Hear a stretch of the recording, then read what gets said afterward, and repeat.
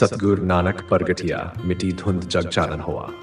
जब दुनिया में जुल्म, भेदभाव, अन्याय और कुरीतियों का बोलबाला बढ़ता है, तब परमात्मा दुनिया के उद्धार के लिए किसी महापुरुष को धरती पर भेजता है। ऐसे ही महापुरुषों में से एक है गुरु नानक देव जी। सिख धर्म के संस्थापक और 10 सिख गुरुओं में से पहले गुरु नानक देव जी का जन्म 15 अप्रैल 1469 को राय भोई की तलवंडी गांव में हुआ था, जिसे अब ननकाना साहिब के नाम से जाना जाता है, जो वर्तमान पाकिस्तान में स्थित है। उनका जन्म भारत में सामाजिक राजनीतिक उथल पुथल के दौर में हुआ था। हिंदू समाज जाति व्यवस्था से बुरी तरह विखंडित था और मुस्लिम शासक पूरे उपमहाद्वीप में अपनी शक्ति को मजबूत कर रहे थे। कम उम्र से ही गुरु नानक में गहरी आध्यात्मिक प्रवृत्ति के लक्षण दिखाई दिए। उनके पिता मेहता कालू एक पटवारी थे और उनकी माता तृप्ता एक गृहिणी थी। 7 साल की उम्र में गुरु नानक को स्कूल भेजा गया, जहां उन्होंने अपने शिक्षक को दिव्य ज्ञान की गहन समझ से चकित कर दिया।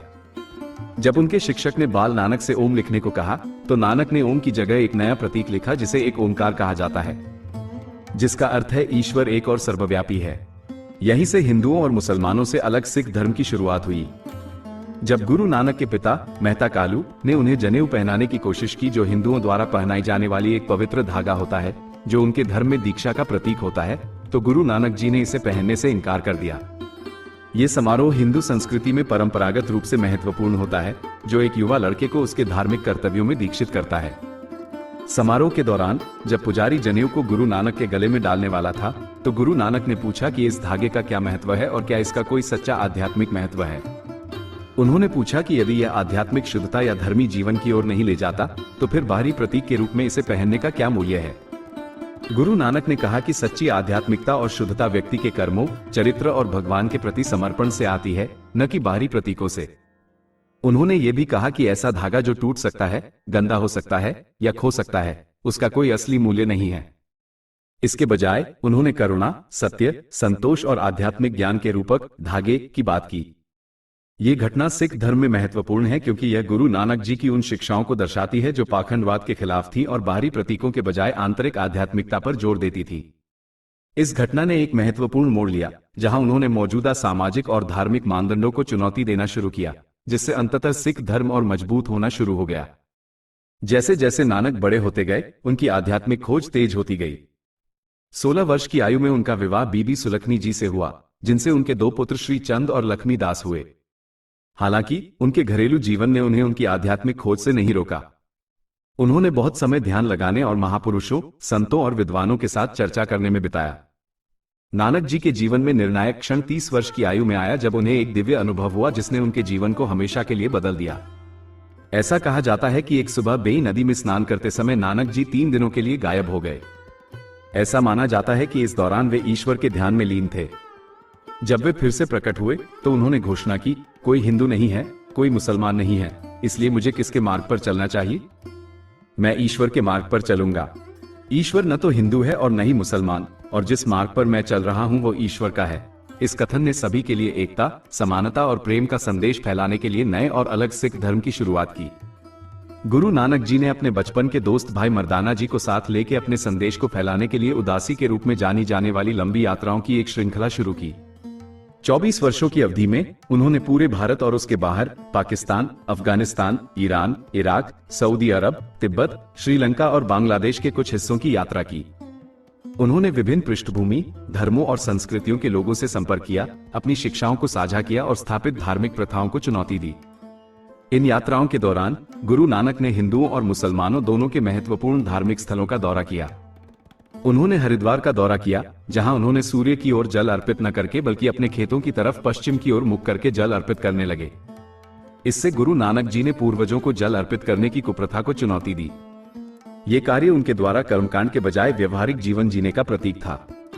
गुरु नानक से सहमत लोगों ने सिख धर्म अपना लिया और गुरु जी की याद में हरिद्वार में गुरुद्वारा ज्ञान गोदरी साहिब का निर्माण किया, जिसे कुछ नफरती हिंदू बर्दाश्त नहीं कर सके और आधुनिक भारत में कांग्रेस सरकार के समय 1984 में दंगाई हिंदुओं ने गुरुद्वारा साहिब को जला दिया और नष्ट कर दिया, और अब तक किसी भी सरकार ने वहां पर सिखों को दोबारा से गुरुद्वारा नहीं बनाने दिया। यात्रा के दौरान जब गुरु नानक जी उड़ीसा में प्रसिद्ध हिंदू मंदिर जगन्नाथपुरी पहुंचे, तो नानक जी ने मंदिर में की जा रही मूर्ति की आरती के बजाय ब्रह्मांड द्वारा की जा रही भगवान की आरती गाई। यह आरती मंदिर के सामने मंगू मठ नामक स्थान पर पड़ी जाती थी। गुरु नानक जी के सिखों ने वहां गुरुद्वारा बनवाया था। वर्ष 2019 में भारत की भाजपा सरकार ने गुरुद्वारा मंगू मठ तोड़ दिया और दोबारा वहां गुरुद्वारा नहीं बनाने दिया। मुसलमानों के पवित्र शहर मक्का में गुरु नानक काबा की ओर पैर करके आराम करने के लिए लेट गए।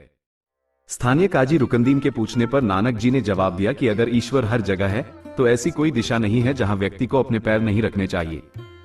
इससे गुरु नानक जी ने ईश्वर की सर्वव्यापकता का ज्ञान मक्का वासियों को दिया। गुरु नानक के प्रमुख संदेशों में से एक सभी मनुष्यों की समानता थी। उन्होंने हिंदू धर्म द्वारा फैलाई गई जाति व्यवस्था, महिलाओं की अधीनता, पर्दा प्रथा, व्रत, कब्र पूजा और मूर्ति पूजा जैसे कर्मकांडों को चुनौती दी और एक ऐसे समाज और धर्म की वकालत की जहां सभी को समान अधिकार, अवसर और व्यवहारिक जीवन मिले। गुरु नानक ने ईमानदारी से जीने और कड़ी मेहनत पर भी जोर दिया। उन्होंने सिखाया कि व्यक्ति को ईमानदारी से आजीविका अर्जित करनी चाहिए और अपने श्रम का फल जरूरतमंदों के साथ साझा करना चाहिए। किर्त करो, नाम जपो, वन छको, अर्थात ईमानदारी से काम करो, जरूरतमंदों की मदद करो और भगवान के नाम का ध्यान करो का उनका सिद्धांत एक पुण्य और पूर्ण जीवन जीने की उनकी शिक्षाओं को समाहित करता है। गुरु नानक देव जी का निधन 22 सितंबर 1539 को 70 वर्ष की आयु में हुआ था। उनकी मृत्यु उनके जीवन की तरह एकता और सद्भाव से भरी थी। ऐसा कहा जाता है कि उनके निधन के बाद सिखों और मुसलमानों दोनों ने क्रमशः दाह संस्कार और दफन के लिए उनके शरीर का दावा किया। विवाद को सुलझाने के लिए गुरु नानक जी के शरीर को एक चादर से ढक दिया गया था और जब चादर हटाई गई तो उनका शरीर गायब हो गया था। पीछे फूलों का एक बिस्तर छोड़ गया। इनमें से आधे फूलों का अंतिम संस्कार सिखों ने किया और बाकी आधे को मुसलमानों ने दफनाया। गुरु नानक की विरासत स्मारकीय है। उनकी शिक्षाओं ने सिख धर्म की नींव रखी, एक ऐसा धर्म जो दुनिया भर में लाखों अनुयायियों के साथ पनपता रहता है। सार्वभौमिक भाईचारे, समानता और एक ईश्वर के प्रति समर्पण का उनका संदेश मानवता के लिए एक मार्गदर्शक प्रकाश बना हुआ है। करतारपुर शहर, जहां गुरु नानक ने अपने जीवन के अंतिम वर्ष बिताए, एक प्रमुख तीर्थ स्थल बन गया है जो गुरु नानक द्वारा अपनाई गई एकता और समावेशिता का प्रतीक है। 2019 में उद्घाटन किए गए करतारपुर कॉरिडोर से भारत के तीर्थयात्री पाकिस्तान में इस पवित्र स्थल पर जा सकते हैं, जो गुरु नानक की विभाजन को पाटने और शांति को बढ़ावा देने की भावना को दर्शाता है। अंत में गुरु नानक देव जी न केवल एक आध्यात्मिक नेता थे, बल्कि एक समाज सुधारक और दूरदर्शी भी थे, जिनकी शिक्षाएं समय और संस्कृति की सीमाओं से परे हैं। उनका जीवन और संदेश लाखों लोगों को प्रेरित करते हैं, हमें करुणा, विनम्रता और सत्य की खोज के महत्व की याद दिलाते हैं।